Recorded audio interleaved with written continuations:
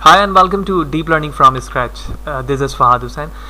Previous series of the sessions के अंदर हमने न्यूरल नेटवर्क के अंदर तीन इंपॉर्टेंट चीज़ यानी तीन इंपॉर्टेंट डेटा सेट के अंदर हमने ना सिर्फ क्लासिफिकेशन के प्रॉब्लम को रिजॉल्व किया बल्कि साथ ही साथ हमने रिग्रेशन के प्रॉब्लम को भी रिजॉल्व करके देखा कि एक्चुअली वो किस तरह से उसके एपक्स क्रिएट होंगे विच मीन क्रॉस के डेंस और मॉडल लेयर किस तरह से उसमें यूज़ होंगे, वो तमाम चीज़ें हम सक्सेसफुली कर चुके हैं। इस सेशन से एक्चुअली हमें एक चीज़ डिस्कस करनी है और वो ये है कि जो हमारी एक्यूरेसीज हैं, ठीक है, in term of the testing या फिर in term of the training, वो काफ़ी हाई रही। तो अब हमें यहाँ पर ये देखना है कि एक्चुअली जब मैं अपने न्यूरल नेटवर्क को, जो कि हम ऑलरेडी क्लासिफिकेशन बाइनरी आउटकम पे कर चुके हैं, जब मैंने फर्स्ट टाइम अपने मॉडल को ट्रेन किया और ट्रेन करने के बाद जब हमने उसकी एक्यूरेसी देखी, इस वक्त यूट्यूब की अपलोडेड वीडियो पे मैं आपको दिखा रहा हूँ कि जो हमारे पास लास्ट कन्फ्यूजन मैट्रिक्स था उसमें हमारी रॉन्ग प्रोडक्शन यहाँ पर कितनी है, ओनली 5 थी। लेकिन जब मैंने अपने उसी प्रोग्राम के न्यूरल नेटवर्क को दोबारा से क्या किया, तमाम एपक्स के प्रोसेस से गुजारा और तमाम बिल्कुल कोई कोड में चेंजेस नहीं है, तमाम चीज़ें बिल्कुल वही हैं, मैंने तमाम ट्रेनिंग स्टेजेस से गुजारा, उसके बाद टेस्टिंग पे लेकर गया और जब हमने फाइनली यहाँ पर देखो, जब मैंने उसके कन्फ्यूजन मैट्रिक्स को विजिबल करवाया तो अब हमारे पास जो वेरिएशन है एरर की वो चेंज हो गए। यानी पहले हमारे पास एक्यूरेसीज जो थी वो रॉन्ग एरर पर 5 थी, लेकिन अब ये क्या हो गई, 6 हो गई। तो इसका मतलब ये हुआ कि जब आप अपने न्यूरल नेटवर्क को मल्टीपल टाइम ट्रेन करोगे तो वहां पर एक ऐसी कंफ्यूजन आ रही है जिसकी वजह से हमारी एक्यूरेसी अप या फिर डाउन होगी। इस एक्यूरेसी के वेरिएशन को एक्चुअली हम कहते हैं बाइस एंड वेरिएंस ट्रेड ऑफ। बाइस एंड वेरिएंस ट्रेड ऑफ क्या है, वो सारी चीजें तो हम समझेंगे, लेकिन सबसे पहले हम इस इमेज को देखते हैं। इस वक्त बाइस और वेरिएंस के इस जो रिलेशन है उस बेस पर मैं इस वक्त यहां पर मौजूद हूं कि हमारे पास ना सिर्फ वेरिएंस हाई है बल्कि साथ ही साथ बाइस भी हमारा क्या है, लो है। यकीनी तौर पे ये बात सुनकर आपको कोई बात समझ में नहीं आ रही होगी कि एक्चुअली वेरिएंस और बाइस से यहाँ पर क्या मुराद है, तो बिल्कुल परेशान नहीं होना है। इस सेशन के अंदर हम सबसे पहले इस प्रॉब्लम को रिजॉल्व नहीं करेंगे कि एक्चुअली ये जो एक्यूरेसी बार बार चेंज हो रही है, ये एक्यूरेसी किस तरह से मेंटेन होगी। ऑल्दो इससे नेक्स्ट सेशन पे हम जाकर इस चीज को हैंडल करने के लिए के फोल्ड मैथड को यूज करेंगे, जिसमें हम अपने पूरे डेटा सेट को 10 फोल्ड पे डिवाइड कर देते हैं और उसके बाद हर एक सेपरेट फोल्ड को टेस्टिंग के लिए इस्तेमाल करते हैं ताकि हमें डिफरेंट नंबर्स ऑफ एक्यूरेसीज मिलें और साथ ही साथ मीन मालूम करने के बाद हम उस स्टेज पे पहुंच जाते हैं कि हम अपने इस स्टेज पर जहां पर हमारी एक्यूरेसी व्हाटएवर एक्स आ रही है, वाई आ रही है, इससे हम किस तरह से अपनी एक्यूरेसी को इनहेंस कर सकते हैं। लेकिन इस वक्त हम मूव करेंगे अपनी प्रेजेंटेशन स्लाइड पर जहां पर हम जानेंगे कि एक्चुअली ये बाइस एंड वेरिएंस है क्या चीज और ये किस लिए इस्तेमाल होता है। Let's see. ओके, बाइस एंड वेरिएंस को समझने के लिए हमें सबसे पहले एक इनिशियल कॉन्सेप्ट समझना है जिसको हम अंडर फिटिंग या फिर ओवर फिटिंग कहते हैं। ये दोनों चीजें हम समझेंगे, उसके बाद हम जाएंगे कि एक्चुअली जो वेरिएशन है बाइस एंड वेरिएंस का, ये किस तरह से हमारे ओवर फिटिंग या अंडर फिटिंग प्रॉब्लम को इनिशिएट करके हमें दिखा रहा होता है। तो अपकमिंग सेशन के अंदर हम सबसे पहले देखेंगे इस सेशन में बाइस एंड वेरिएंस प्रॉब्लम क्या है और इररिड्यूसिबल एरर क्या चीज है। फिर हम रेगुलाइजेशन देखेंगे, क्योंकि बाइस एंड वेरिएंस के अलावा रेगुलाइजेशन हमारे पास एक दूसरा टेक्निक है जिसके जरिए से हम ओवर फिटिंग के प्रॉब्लम को सॉल्व कर सकते हैं। Rich regression and lasso regression क्या है, वो चीजें देखेंगे। And third and final regularisation method में हम देखेंगे कि हम ड्रॉप आउट मेथड या ड्रॉप आउट रेगुलाइजेशन किस तरह से इस्तेमाल करते हैं ओवर फिटिंग या अंडर फिटिंग प्रॉब्लम को रिड्यूस करने के लिए। तो सबसे पहले हम समझते हैं कि बाइस एंड वेरिएंस क्या चीज है। Let's see. तो बाइस एंड वेरिएंस क्या है, ठीक है, बहुत आसान सी एग्जांपल लूंगा, ज्यादा कोई कंटेंट इसमें डिस्कस नहीं करूंगा ताकि बहुत आसानी से आपको बात समझ में आए। कोई भी इश्यू हो इससे रिलेटेड जो बात नहीं समझ में आए, कमेंट सेक्शन पर मुझसे जरूर पूछो, मैं कोशिश करूंगा आपको ऑन टाइम उसका जवाब दे सकूं। सारी चीजें विजुअलाइजेशन से समझाने की कोशिश करूंगा ताकि बात बड़े आसानी के साथ समझ में आए। सबसे पहले हम एक data set base graph create करते हैं। एज्यूम करते हैं ये हमारा कुछ डेटा पॉइंट है और इस डेटा पॉइंट के अंदर आप किसी भी टेक्निक को इस्तेमाल कर रहे हैं। ऑल्दो आप लीनियर रिग्रेशन इस्तेमाल कर रहे हैं, मल्टीपल रिग्रेशन इस्तेमाल कर रहे हैं, पॉलिनोमियल रिग्रेशन इस्तेमाल कर रहे हैं। तो इस वक्त मैं एज्यूम कर रहा हूं कि हम यहां पर लीनियर रिग्रेशन को इस्तेमाल कर रहे हैं और ये वो हमारी स्टेट लाइन है जो बेस्ट फिटेड लाइन है इसके लिए, ठीक है। तो बेस्ट फिटेड लाइन का मतलब ये है कि ये एक्चुअल वैल्यू है और जो इसकी प्रेडिक्टेड वैल्यू होगी वो यहां होगी, ठीक है। मैं मार्कर चेंज करता हूं, तो इसकी प्रेडिक्टेड वैल्यू यहां होगी और इसी तरह इसकी भी यहां होगी और इसकी यहां होगी। तो इसके और इसके दरमियान जो एरर है, ठीक है ना, एक्चुअल एंड प्रेडिक्टेड वैल्यू के दरमियान जो एरर है, हम इसे कहते हैं बाइस। जस्ट सिंपल डेफिनेशन, जो हमारी एक्चुअल और प्रेडिक्टेड वैल्यू ट्रेनिंग के स्टेज पर हमें दिख रही है, जब हमने टेस्ट डेटा या फिर ट्रेनिंग स्टेज पर जो हमारे पास आ रही है, तो हम इसी लेवल पे कह सकते हैं कि ये जो एक्चुअल और प्रेडिक्टेड वैल्यू है at a time of testing, ये हमारा 22 है। ठीक है, अब देखो आप कि जब हमारे पास एक ऐसी लाइन है जब हम प्रेडिक्टेड वैल्यू पर वो चीज कंज्यूम कर रहे हैं कि एक्चुअली जो एक्चुअल वैल्यू और प्रेडिक्टेड वैल्यू है इसका डिफरेंस जाहिर सी बात है स्ट्रेट लाइन पर है, तो जब मैं टेस्ट करूंगा तो भी ज्यादा ही होगा, लेकिन इस वक्त सिर्फ हम 22 को समझ रहे हैं कि एक्चुअली 22 क्या चीज है। ठीक है, 22 हमें क्लियर हो गया।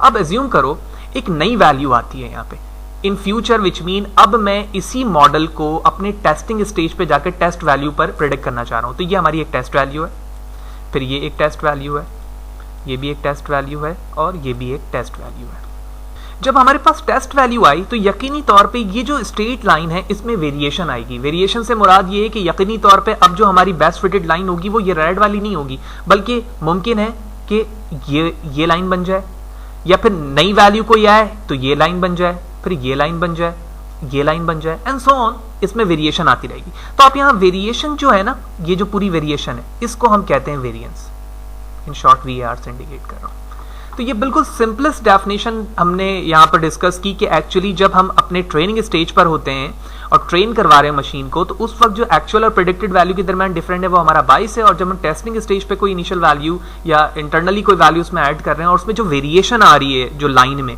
उसको हम क्या कह रहे हैं यहाँ पर, वेरिएंस कह रहे हैं। यानी आसान लफ्जों में तो 22 के लिए मैं सिंप्लीफाइड फॉर्म पर कह सकता हूं कि जो हमारी एक्चुअल वैल्यू है माइनस प्रेडिक्टेड वैल्यू और जो इसका डिफरेंस आया वो हमारा 22 है। और इसी तरह जब आप एक प्रेडिक्ट वैल्यू कर रहे हो, यानी इसको अगर मैं इंडिकेट करूं इस तरह से, एक दफा प्रेडिक्टेड वैल्यू आई, इस दफा ये आई, एक दफा ये आई, एक दफा ये आई, ये तमाम प्रेडिक्टेड वैल्यू है जो हर नए मॉडल पर एक प्रेडिक्टेड वैल्यू आ रही है। इन तमाम वैल्यूज का जो एवरेज होगा ना, ठीक है, शॉर्ट में लिखता हूं, ये जो एवरेज है ये एक्चुअली हमारा क्या है, वेरिएंस है, जो कि यहां पर लिटिल बिट जो चेंज हो रहा था, वेरिएशन जो हो रही थी, इसको हमने वेरिएंस कहा। तो मैं मजीद आसान में कह दूं कि डिफरेंट वैल्यूज हमारी प्रोडक्ट के फॉर्म पर आ रही होगी, मैं कह सकता हूं कि ये जो वैल्यू है वो हमारी वेरिएंस की है। होपफुली आपको 22 एंड वेरिएंस की बेसिक डेफिनेशन क्लियर होगी। मजीद जैसे जैसे हम आगे जाएंगे बात और भी बेहतर तरीके से हमें समझ में आएगी कि हम हाई 22 कब कहते हैं या लो 22 कब कहते हैं, लो वेरिएंस कब कहते हैं या हाई वेरिएंस कब कहते हैं। Let's see. As we know, हम मशीन लर्निंग के अंदर ये चीजें बड़ी अप्रोप्रिएट मैनर से पढ़ चुके हैं कि अंडर फिटिंग और ओवर फिटिंग से क्या मुराद है, लेकिन एक दफा फिर से मैं रिपीट करते रहूं कि 22 एंड वेरिएंस के अंदर हमारे पास जो ट्रेड ऑफ है वो इन्हीं दो चीजों पर बेस करता है कि आपका मॉडल अंडर फिटेड है या फिर ओवर फिटेड है। लेफ्ट साइड पे जो हमारे पास इमेज है, इस इमेज पर हमारे पास आप देख रहे हैं कि जो स्ट्रेट लाइन है वो only few numbers of data point से क्रॉस कर रही है, ठीक है, जो कि इस डेटा के लिए तो बेस्ट फिटेड लाइन है, लेकिन मॉडल के लिए हमारे पास बेस्ट फिटेड लाइन नहीं है। लिहाजा इसकी जो इस वक्त ट्रेनिंग स्टेज पर प्रेडिक्शन होगी, यानी ट्रेनिंग स्टेज पर जब प्रेडिक्शन होगी तो यकीनी तौर पे इसको देखो आप, इसकी एक्चुअल वैल्यू भी यही है और इसकी एक्चुअल वैल्यू भी यही है, इसकी भी यही है, इसकी भी यही है, तो जो इनके दरमियान का डिफरेंस होगा वो यकीनी तौर पे 22 होगा। तो इस बेस पर मैं कह सकता हूं कि जहां पर जो 22 की क्वांटिटी होगी या साइज होगी वो क्या होगी, हाई होगी। क्यों हाई होगी? क्योंकि हमारा मॉडल जो है वो अंडर फिट है, वो मेजॉरिटी या मैक्सिमम नंबर ऑफ वैल्यू के साथ ट्रेन ही नहीं हुआ है। तो यही वजह है कि यहां पर 22 हमारा क्या कहलाएगा, हाई, यानी जो एरर है वो यहां पर हाई कहलाएगा। अब इसी चीज को चेंज करते हैं। अब सोचो आप कि एक नई वैल्यूज आती है टेस्टिंग के लिए, तो ये टेस्टिंग के लिए वैल्यू आ गई, ये टेस्टिंग के लिए वैल्यू आ गई, ये भी आ गई, ठीक है, और ये भी आ गई, क्योंकि ये ऑलरेडी ही अंडर फिटेड फॉर्म पर था और वहां पर अंडर फिटेड फॉर्म की वजह से जो हमारे एरर थे या 22 था वो एक्चुअली ऑलरेडी ही क्या था, हाई था। तो यकीनी तौर पर जब इसके अंदर दूसरी वैल्यूज को हम लेकर आएंगे तो इसमें वेरिएशन बहुत कम आएगी। वेरिएशन कितनी आएगी? ज्यादा से ज्यादा ये लाइन यूं हो जाएगी या ज्यादा से ज्यादा यूं हो जाएगी या यूं हो जाएगी, ठीक है, इससे ज्यादा क्रॉस नहीं हो सकती। यानी जो वेरिएशन है वो बहुत छोटी छोटी सी होगी। तो मैं कह सकता हूं जब वेरिएशन बहुत छोटी छोटी सी होगी तो जो हमारा वेरिएंस होगा ना यहाँ पर वो काफी कम होगा। तो मैं कह सकता हूं कि यहां पर वेरिएंस हमारा लो होगा। ओके, तो जब भी आपका मॉडल अंडर फिटेड होगा या अंडर फिटिंग स्टेज पर होगा तो मैं कह सकता हूं कि इस वक्त हमारा model high 22 and low variance है। That's it. अब आते हैं हम ओवर फिटेड पे। ओवर फिटेड मॉडल से मुराद ऐसे मॉडल होते हैं कि जो लिटिल बिट चेंजेस को भी अपने ट्रेनिंग स्टेज पर क्या कर रहा होता है, कवर कर रहा होता है। ऐसे मॉडल को हम ओवर फिटेड कहते हैं क्योंकि इसमें लिटिल बिट चेंजेस की वजह से आप देखेंगे जो वेरिएशन होगी लाइन की वो बहुत तेजी से मूव हो जाएगी, ठीक है। लिहाजा जब इसको मैं टेस्ट करवा रहा हूँ इस स्टेज पर जो कि पॉलिनोमियल लाइन बेस पर यहाँ पर मौजूद है, तो इसके अंदर जो हमारा बाइस है वो बहुत लो होगा। क्यों? क्योंकि इसने तकरीबन मैक्सिमम नंबर ऑफ पॉइंट को क्या किया हुआ, कवर किया हुआ है। तो मैं कह सकता हूं कि यहाँ पर जो बाइस है हमारा वो क्या होगा, बहुत लो होगा। क्यों? क्योंकि ये already maximum number of line को कवर कर रहा है। लेकिन तुम ये सोचो कि जब तुम किसी दूसरे टेस्टिंग स्टेज पर नंबर को लेकर आओगे या किसी भी डेटा सेट को लेकर आओगे, तो अब जो इसमें वेरिएशन है बहुत चेंज होगी। कैसे? ये लाइन यहां पर थी, अब यहां पर आएगी, फिर इसको लेगी, फिर यूं लेगी और यूं लेगी और सो ऑन, जितनी भी वैल्यूज दी हुई आपने। तो अब जो यहां पर वेरिएशन आई, जिसको हम वेरिएंस के लिए इस्तेमाल कर रहे हैं, तो अब वो वेरिएंस लो नहीं रही, जबकि अंडर फिटेड के अंदर हमारी लाइन में वेरिएशन आप देख रहे थे बहुत स्मॉल थी। तो अब मैं कह सकता हूं कि हमारे पास जो वेरिएंस है वो बहुत हाई होगी।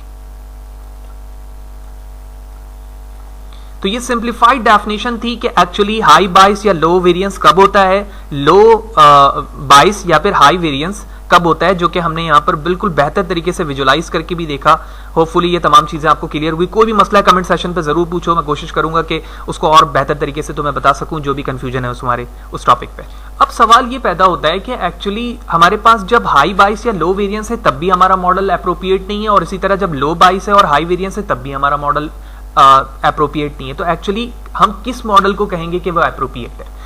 जो मॉडल हमारा अप्रोप्रिएट होगा, इट शुड बी लो बाइस एंड लो वेरिएंस। यानी जब आप ट्रेनिंग स्टेज पर हो तो हमारी एक्चुअल और प्रेडिक्टेड वैल्यू के दरमियान जो डिफरेंस है वो कम से कम हो, और साथ ही साथ जो हमारी वेरिएशन होगी प्रेडिक्टेड वैल्यू के लिए, स्ट्रेट लाइन की, वट जो भी मॉडल आप इस्तेमाल कर रहे हैं, वो वेरिएशन भी कम होनी चाहिए।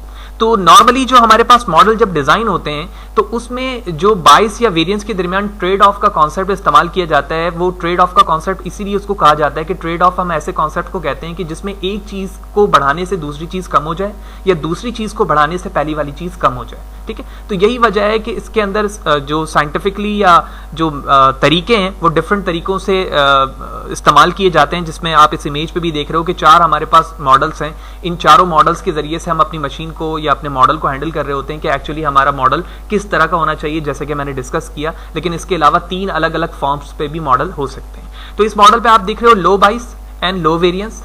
लेकिन लो बाइस का मतलब क्या है कि हमारे पास जो प्रेडिक्टेड वैल्यू है वो भी कम है, और जो ट्रेनिंग स्टेज पर थी और जो हम टेस्टिंग पे लेके जा रहे हैं तो वहां पर भी हमारे जो वेरिएशन है वो कम है। लेकिन जो मजीद आगे हमारी इमेज है उसमें ये बताया जा रहा है, ऑल्दो ये जो रेड एरिया है ना, ये वो हमारा एक्चुअल डेटा सेट है। ठीक है, जिसके अंदर ही हम रहना चाहते हैं। ठीक है, जिसको हम ट्रुथ भी कह रहे होते हैं अपने मॉडल का। जबकि आप हाई वेरिएंस के अंदर देखो तो जब जो वेरिएशन है वो ज्यादा हो गई, वेरिएशन ज्यादा होने की वजह से जो हमारी प्रेडिक्टेड वैल्यूज हैं वो थोड़ी डिस्पर्ज हो गई। हाई बाइस एंड लो वेरिएंस के अंदर हमारी जो वैल्यूज की कलेक्शन है वो एक जगह जमा हो गई। ठीक है, और इसी तरह जब हमारे पास हाई बाइस और हाई वेरिएंस दोनों ही हाई होंगी तो वो एक ही डायरेक्शन पे मूव होते हुए बिल्कुल बाहर की तरफ चला जाएगा। तो होपफुली ये तमाम चीजें आपको क्लियर होंगी कि एक्चुअली बाइस एंड वेरिएंस का ट्रेड ऑफ क्या है और ये दोनों किस तरह से हैंडल की जाती हैं, और हम किस मॉडल को कहते हैं कि वो हमारा बेस्ट मॉडल है इन फ्यूचर प्रोडक्शन। सो तीसरी चीज जो आती है यहाँ पर इररिड्यूसिबल एरर है। ठीक है, क्योंकि ये तीनों टाइप के एरर ही हमारे टोटल मॉडल की एक्यूरेसी और उसके अप्रोप्रिएट होने की जो जिम्मेदार होती है, जिसके बेस पर हम कह सकते हैं कि हमारा मॉडल जो है वो बेहतर तरीके से अप्रोच पे इन फ्यूचर वर्क करेगा। So irreducible error, actually it is an error in which collected at the source noises and outliers या outliers introduced at source level from data collected। यानी जब तुमने डेटा कलेक्टेड किया है जहां से, उसी लेवल पर आपके पास या तो आउटलायर मौजूद है या उसमें नॉइसेस मौजूद है, जिसकी वजह से जब तुम अपने मॉडल को ट्रेन या टेस्टिंग स्टेज पे लेके जाओगे तो वहां पर उसमें एरर आएंगे। तो इस एरर को हम क्या कहते हैं? इररिड्यूसिबल एरर कहते हैं। लिहाजा इसके बाद मैं कोशिश करूंगा कि आपको एक आर्टिकल शो करूं टुवर्ड डेटा साइंस से, जिसके अंदर आप बेहतर तरीके से, बहुत अच्छी तरीके से उस चीज़ों को पढ़ सकते हैं जो कि मैंने आपको यहाँ पर थ्योरेटिकल तौर पर समझाया है कि ट्रेड ऑफ और बाइस क्या चीज़ है और किस तरह से इन दोनों का आपस में रिलेशन है। और उसके बाद जैसे ही हम नेक्स्ट सेशन पे जाएंगे तो हम कवर करेंगे कि एक्चुअली ब्रेस्ट कैंसर के जो डेटा सेट पर हम काम कर रहे थे वो के फोल्ड के जरिए से किस तरह से अपने एक्यूरेसी को बढ़ा सकता है। एंड देन आगे जब मूव करेंगे तो हम रेगुलाइजेशन को देखेंगे कि एक्चुअली रेगुलाइजेशन क्या है, L2 या L1 मैथड क्या है, एंड देन फाइनली मूव करेंगे हम पैरामीटर ट्यूनिंग की तरफ। तो let's go to the link which is given here. Okay, this is one of the good article by Juhi, और इस पे आप बहुत बेहतर तरीके से वो तमाम चीज़ों को समझ सकते हैं जो मैंने आपको यहाँ पर चीज़ें बताई हैं, और मैथमेटिकल बैकग्राउंड भी आप यहाँ पर जान सकेंगे कि एक्चुअली कौन सी चीज़ किस चीज़ को रिप्रेजेंट कर रही है, और ग्राफिकली चीज़ों को भी दिखाया गया है। आप बहुत बेहतर तरीके से यहाँ पर उन चीज़ों को पढ़कर समझ सकते हैं कि इनके ट्रेड ऑफ क्या है और ओवर फिटिंग अंडर फिटिंग से क्या मुराद है। ऑल्दो इससे रिलेटेड जितने भी वीडियोस हैं वो मेरे यूट्यूब चैनल पर मौजूद हैं। आप फहद हुसैन सर्च करके मुझे मेरे यूट्यूब चैनल पर आ सकते हैं, और प्लेलिस्ट पे क्लिक करने के बाद जो भी हमारे पास वीडियो कलेक्शन है उससे आप फैसिलिटेट हो सकते हैं। ऑल्दो जितने रिलेटेड जो कोड होते हैं या फिर हमारे स्लाइड है वो fahadhusaincs.blogspot.com पे मौजूद है, जहाँ से आप जाकर फ्रीली डाउनलोड कर सकते हैं। वीडियो को लाइक शेयर करें ज़रूर, और अगर मेरे चैनल को सब्सक्राइब नहीं किया है तो सब्सक्राइब ज़रूर करें, ताकि जितनी भी अपडेट्स हैं हमारे लेटेस्ट या न्यू वीडियोस से वो आपको वक्तन फ़वक्तन मिलती रहे। Thank you.